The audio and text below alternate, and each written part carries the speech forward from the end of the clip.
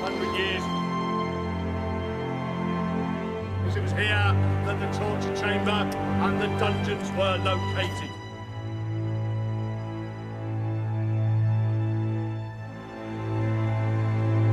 Ravens are members of the Crow family. The ravens were here, nesting in the trees before the tower was built, and then later in the towers themselves. And legend and superstition, which dates back to the reign of King Charles II, decrees that if those ravens ever leave the Tower of London, then the great white tower will crumble to dust, the monarchy will fall, and a huge tragedy will befall all of England.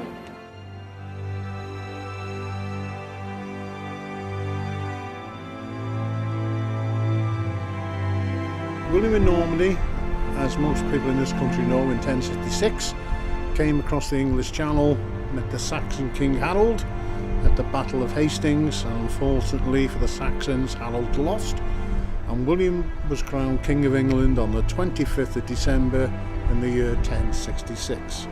Now, after 12 years of roaming this country, William decided he needed a place both to live and to govern the country from. So he ordered a fortress to be built on the site of an old Roman fort that once stood here in the city of London.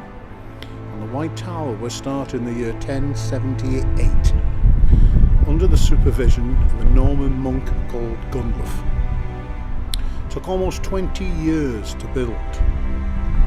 It's 92 feet high and almost 4 square in plan. On each corner you'll see a turret.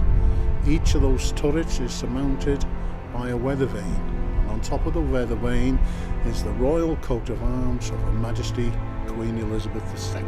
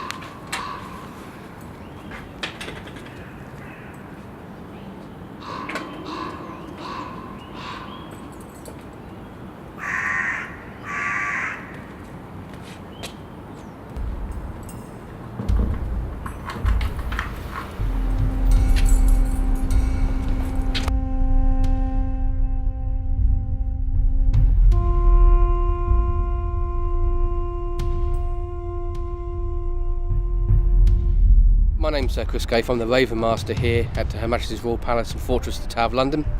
I've been the Raven Master here for 3 years and looking after the ravens for some 8 years now. Why are the ravens here at the Tower of London? There is an ancient legend. Should the ravens leave the Tower of London, it will crumble into dust and a great harm will befall this country. Now, this legend came about in 1660 when King Charles II was restored to the throne of England. He came to the tower to see some building works that was going on here. And at the time there was a royal astronomer, a man by the name of Flamsteed, and he had a telescope on top of the White Tower. And at that stage there were thousands of ravens flying around London, in particular around the high spires of churches and the turrets of the Tower of London. He complained to the king, the astronomer, that the ravens were interfering with his calculations. So the king said, "Yep, get rid of all the ravens." Until someone turned around to the king and said, "Squire, if you get rid of the ravens, the Tower of London will crumble into dust and a great harm will befall this country." Now, he was quite superstitious because his father, King Charles I, had been executed. There'd been a plague in London in 1665, the Great Fire of London in 1666, so he thought, I'd better keep 6 here by royal decree. Now, do we have 6 here to this day? No, I have 2 spare, I have 8. My ravens come from a Pacific breeder down in Somerset who breeds the ravens for us here at the Tower of London. It is not their natural habitat over the east side of the country at the moment, although they are slowly moving back onto the eastern side. The ravens here at the Tower of London all have individual names. They range in age between 15 and 25 years in the wild, but here at the Tower of London the oldest raven we've ever had was Jim Crow, and he lived to the ripe old age of 44. The ravens are fed a diet of meat. They eat between 750 and 1,000 grams of meat per day in the form of chicks, rabbits, harts, chicken, the odd sandwich that they get from tourists, the odd child's finger as well. They're mainly photographed by the members of the public. Now, not all the public get that right. They are part of the corvid family, and part of the corvid family is the crow. And you see an awful lot of the public videoing crows rather than ravens here at the Tower of London. We let them out at first light and they go to bed at last light, but during the daytime they get up to all sorts of things. And they just really like having 8 small children. They can be very, very naughty. Indeed, some of the ravens have been seen going through the bins here at the Tower of London. That was the last time he ever done that. From then on, he was banished, never to return back to the Tower of London again.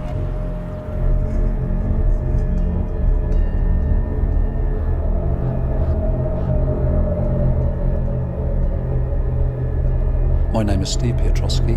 I work as an ornithological consultant for the British Trust for Ornithology. Ravens. Now, ravens' centre of their population is still in the Welsh Hills, but they're gradually moving eastwards. The ravens in the Welsh Hills have got many pairs, many holding territories, and that will be interesting to see what happened when the ravens from the Tower, which have been banished to the hills, come up against their wild counterparts. They have to compete for food already, so they're in competition with foxes and buzzards, who are also after easy pickings. There's been a big change in raven distribution recently. They believe that's to do with the agricultural practices and perhaps the passports on sheep. Each sheep having to be accounted for and taken to special disposal units where they were left in the fields for predators, including the ravens, to actually be able to feed on.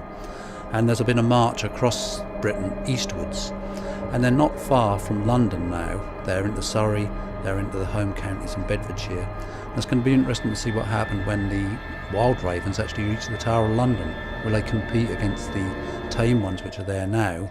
And what will happen? Who will win this little battle?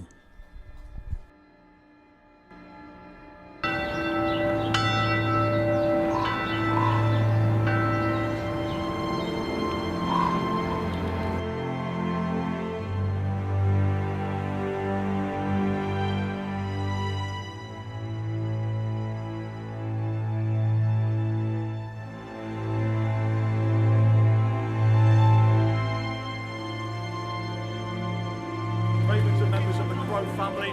Ravens were here, nesting in the trees before the tower was built, and then later in the towers themselves. And legend and superstition, which dates back to the reign of King Charles II, decrees that if those ravens ever leave the Tower of London, then the great white tower will crumble to dust, the monarchy will fall, and a huge tragedy will befall all of England.